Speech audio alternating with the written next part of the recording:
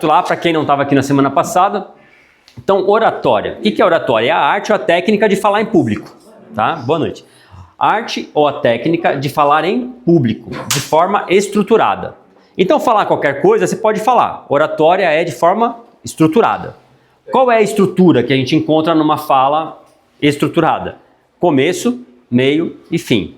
Ok? Então, no começo, a gente contextualiza, diz o porquê e sobre o que vamos falar. O meio, o conteúdo, a gente entrega a estrutura daquilo que a gente quer ensinar, falar, explanar.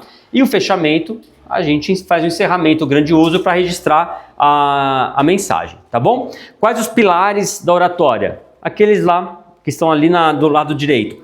Clareza, credibilidade, conteúdo, conexão e confiança. Primeiro, clareza. Vocês já viram algum pastor que foi pregar alguma coisa e você não entendeu nada do que ele disse? Já viu isso, não?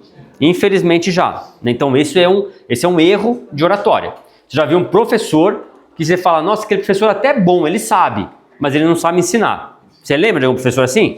Todo mundo tem um professor de matemática que era assim. Nossa, ele sempre, para variar. Você sabe, a gente sabe que ele sabe, mas ele não sabe ensinar. Isso é falta de clareza toda. Boa noite. Falta de clareza. Outra falta, credibilidade. Então você olha para a cara do camarada e fala, não parece que ele sabe tanto sobre isso. Ou não parece que ele tem, entre aspas, moral para falar disso que ele está falando. Alguma coisa do tipo, ok? Aqui a gente está falando sobre técnica, tá, gente? A gente não está falando sobre unção, a gente não está falando sobre Deus usar a jumenta e o jumento, ok? A gente está falando sobre técnica, tudo bem? Então tem gente que você bate o olho e você fala, não tem credibilidade, né? Não parece que ele sabe. Pode até saber, mas não parece que sabe. Isso compromete a oratória. Por quê? Primeiro você fica pensando nisso. Aí depois o cara tem que ser muito bom para trazer sua atenção de volta e você focar no que ele está dizendo. Né? Então nós vamos ver algumas formas de a gente transmitir credibilidade. E é importante, tá bom? Eu sempre digo isso, que a gente não pode parecer algo que a gente não é. Mas a gente não pode deixar de mostrar aquilo que nós somos. E tem uma diferença muito grande. Então eu não posso fazer alguma coisa para parecer, mas eu tenho que mostrar aquilo que eu sei. Isso é importante também, tá bom? Outro ponto, conteúdo.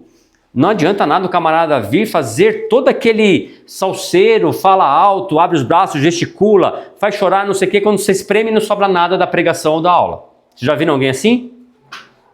Ok? Então, roda, aí o cara vai de Gênesis a Apocalipse, fala de tudo, quando você espreme, o que eu aprendi nessa aula? Nada.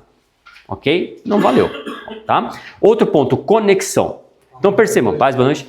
Conexão. Então percebam, aqui a gente está numa plateia pequena.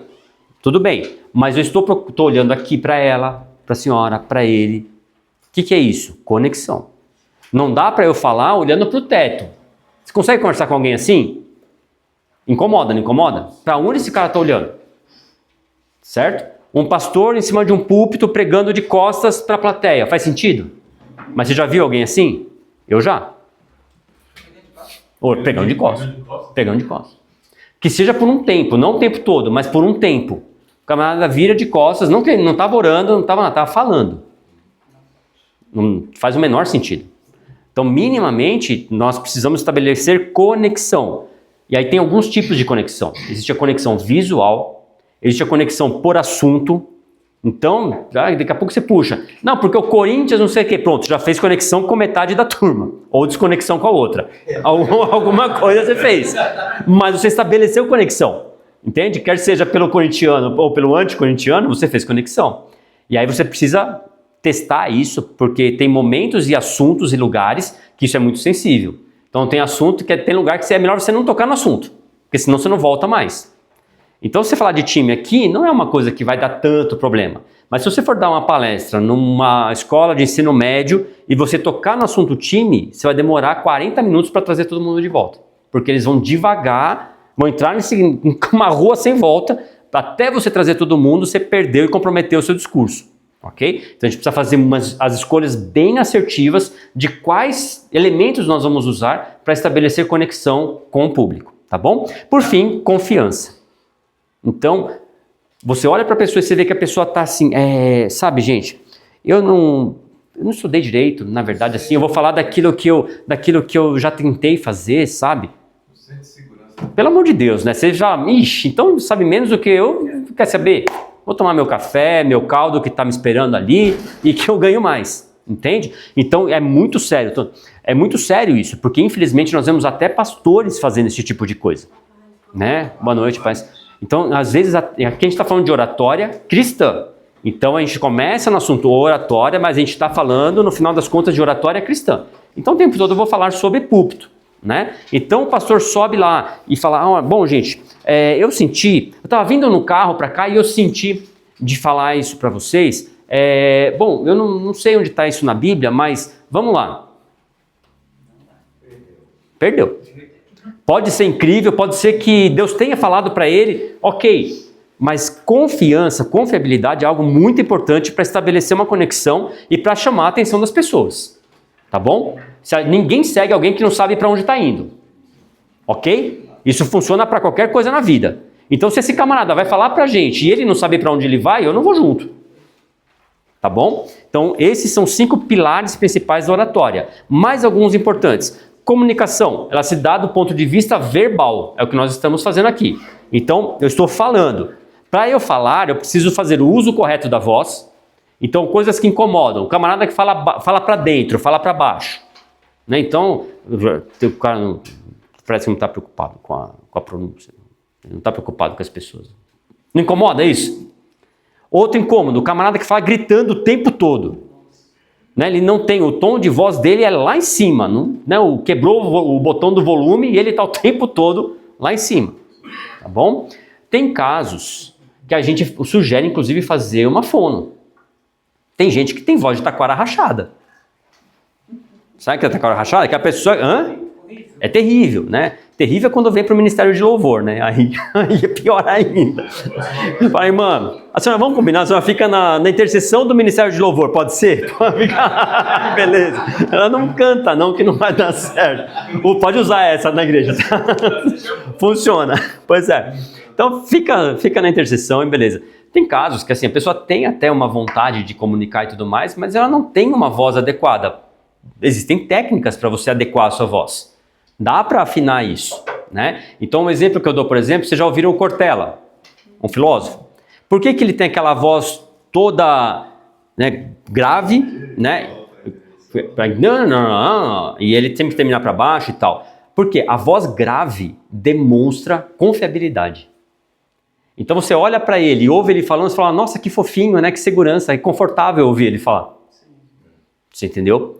Isso é muito interessante para a voz de homens, tá? Voz de homem, a voz grave do homem, Cid Moreira. Por que os apresentadores, principalmente os antigos, né? O último talvez seja o Bonner, né? Mas os mais antigos, eles tinham essa voz grave, né? Aquela voz aveludada, né? Voz de radialista, aquela voz assim que te abraça, né?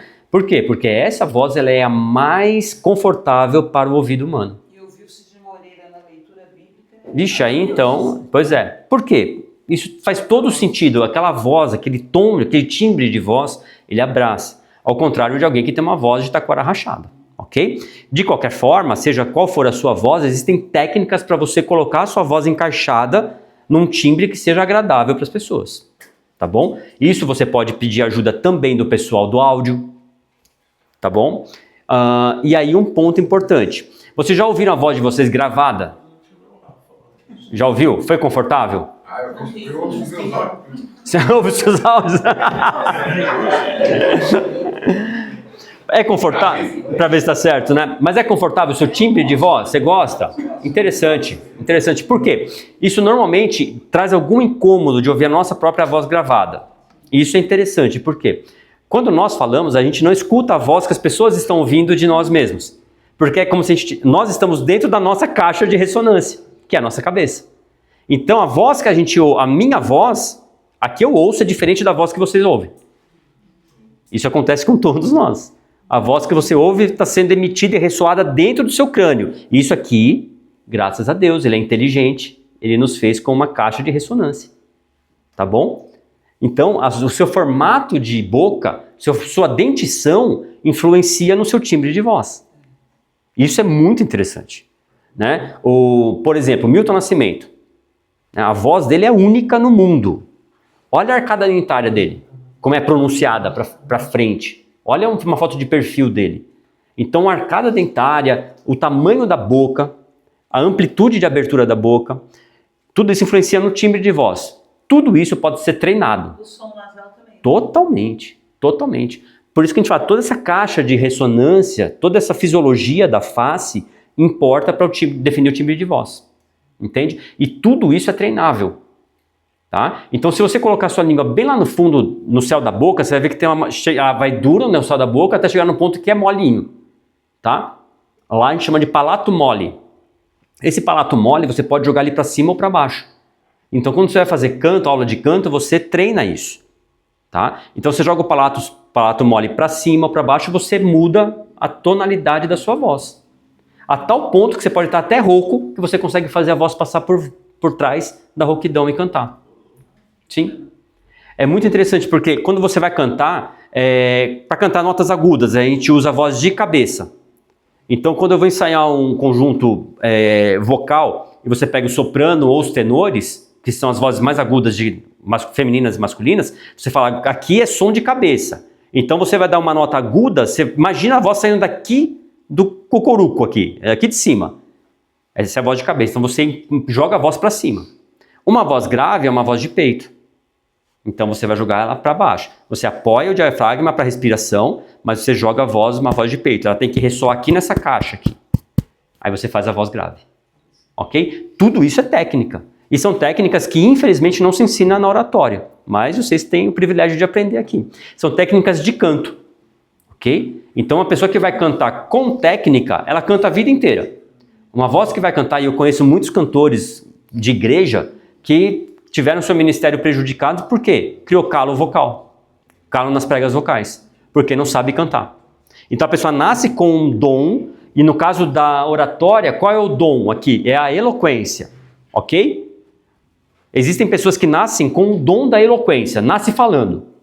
A Clarice talvez seja uma dessas, né? Então a pessoa nasce com o dom de falar.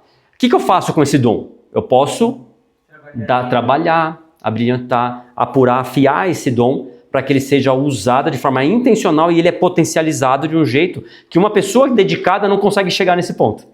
Por quê? Quando você se dedica a treinar um dom que você já nasceu, você vai alcançar uma coisa que a gente chama de excelência, que é o dom mais a dedicação.